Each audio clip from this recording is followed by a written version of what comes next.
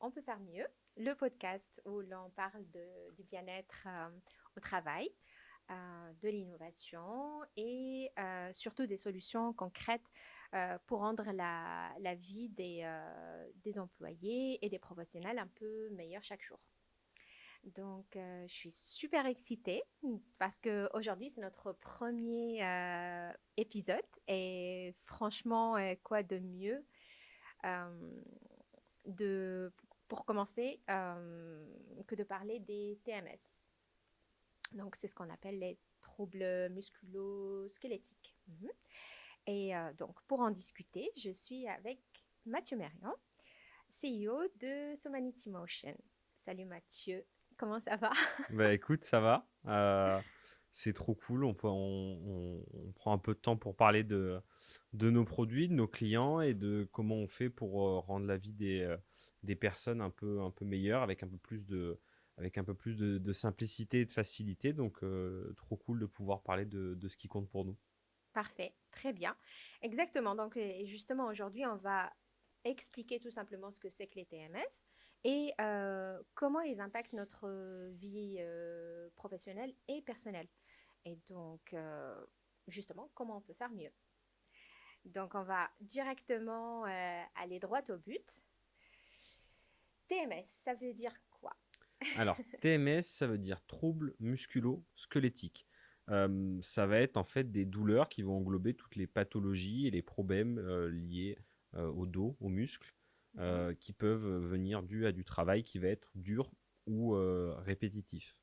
Euh, le problème, c'est que c'est des maladies qui sont considérées comme bénignes, puisqu'on a tous eu un mal Oui, de dos une oui. fois, mais on ne se rend pas compte que si c'est pas pris à temps ou que c'est mal géré, ça peut tomber sur des handicaps beaucoup plus graves et créer des séquelles qui peuvent rester à vie. Donc c'est important de se protéger de ces TMS, d'en être conscient et justement d'adapter sa situation de travail par rapport à ça. Eh bien, justement, donc en parlant du cadre professionnel, euh, qu'est-ce qui serait l'impact de ces TMS sur le personnel et sur les entreprises? Alors, ça va bien plus loin que simplement un trouble musculo-squelettique, ça va bien plus loin qu'un simple mot compliqué Mhm. ou qu'une maladie, c'est vraiment des arrêts maladie pour les entreprises, donc des Oui. coûts pour les entreprises, mais aussi un inconfort pour les utilisateurs et les employés. Puisqu'en fait, vous allez avoir de la difficulté avec l'âge. On peut imaginer que à 25 ans, c'est pas grave si on a un petit mal de dos, mais à 50, quand on a fait ce travail-là toute sa vie, ça peut devenir très grave et ça peut empêcher de travailler derrière.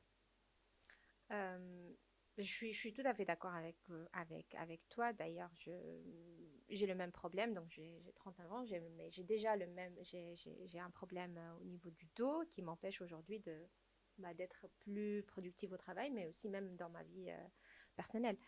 Donc, au final, en fait, tout le monde est perdant, on va dire, dans cette histoire. Ça entraîne des absences, une baisse de la productivité et parfois même des démissions, parce qu'on a beau faire un travail qu'on aime, Mm. si on a trop mal quelque part, on est dans une impossibilité de faire ce travail-là. Et c'est ce qui peut devenir très handicapant.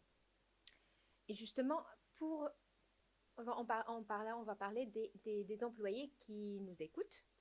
C'est quoi les signes qui peuvent les alerter ou qui devraient les alerter justement par rapport à ça? Ça peut être des mal de dos répétitifs, ce qu'on va appeler un tassement des vertèbres. Donc ça va être dû au fait de porter des charges lourdes ou de bouger plusieurs choses. Ça peut être un nerf qui se coince dans une vertèbre.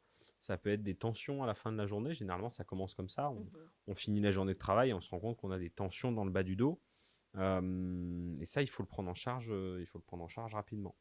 Parce qu'après, ça peut tomber sur, voilà, sur des hernies, sur des problèmes musculaires qui sont beaucoup plus graves et sur des problèmes de dos qui sont aussi derrière beaucoup plus graves. On n'est pas fait morphologiquement parlant pour porter des charges lourdes à répétition toute la journée. Oui. Notre dos, il n'est pas fait pour ça et du coup, il faut pouvoir connaître les bons gestes déjà et connaître les bons outils parce que c'est comme tout. L'humain évolue en inventant des outils et il faut les bons outils pour se protéger de ces TMS.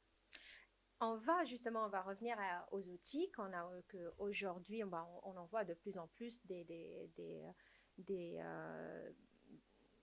du matériel ou des outils très innovants. Euh, Mais avant cela, tu as parlé justement, tu as parlé du fait de la charge lourde ou le travail répétitif. Mais qu'est-ce qu'on peut répondre aux personnes, aux employés qui, en fait, sont tout simplement au bureau toute la journée, ils sont assis, et pourtant, ils développent des TMS.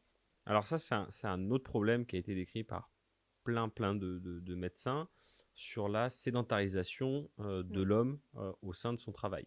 Ce qu'on recommande en moyenne aujourd'hui, au-delà d'utiliser des exosquelettes, des gaines de redressement, etc., c'est de se lever au moins une fois par heure. Donc 5-10 Mhm. minutes, toutes les heures, on prend une pause, on se lève, on va marcher, on se fait un café ou on passe un coup de téléphone. Mais le fait de se verticaliser et de marcher, c'est très très important.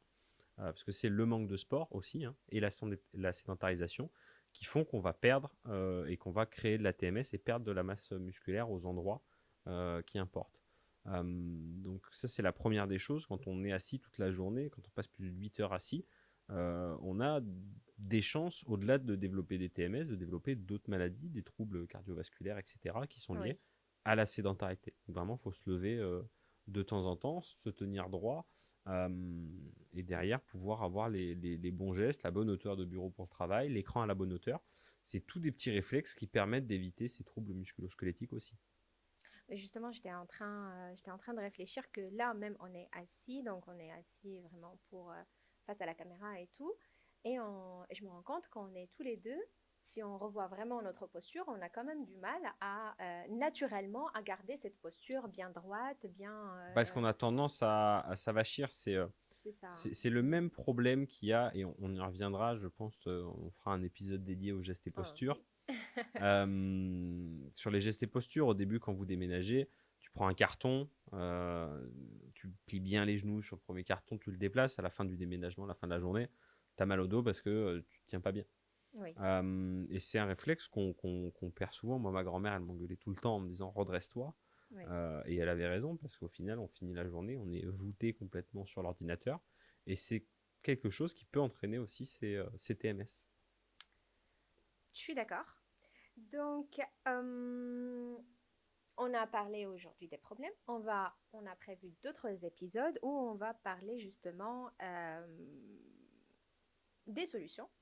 Et donc, est-ce que tu peux nous donner un petit peu une idée sur les solutions qu'on prévoit ou... Bah déjà, la première solution, c'est celle qui est gratuite, c'est levez-vous et marchez. Faites un peu plus de sport aussi. Mais nous, pour pallier en fait à ces problématiques de TMS qui sont de plus en plus présentes au sein des corps professionnels, que ce soit dans le bureau, dans les tâches répétitives ou dans le fait de porter des charges lourdes, c'est avec des exosquelettes. Donc c'est Mm. des espèces d'armures ou de bandelettes qu'on va mettre sur le corps de la personne pour lui permettre de se redresser ou de protéger ses mouvements de tous les jours.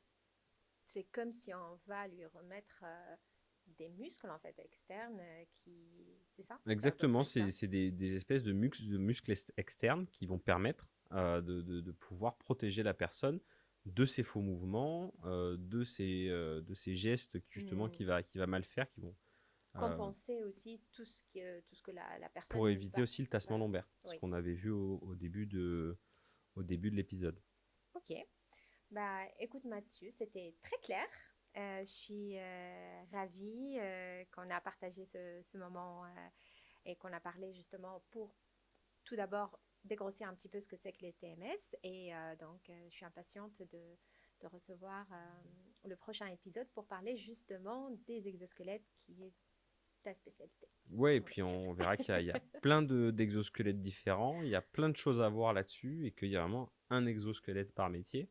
Au-delà de ça, il y a des dispositifs de protection par Mhm. métier, des EPI par métier, et ça, on va voir tout ça pour protéger au mieux ses employés et ses collaborateurs.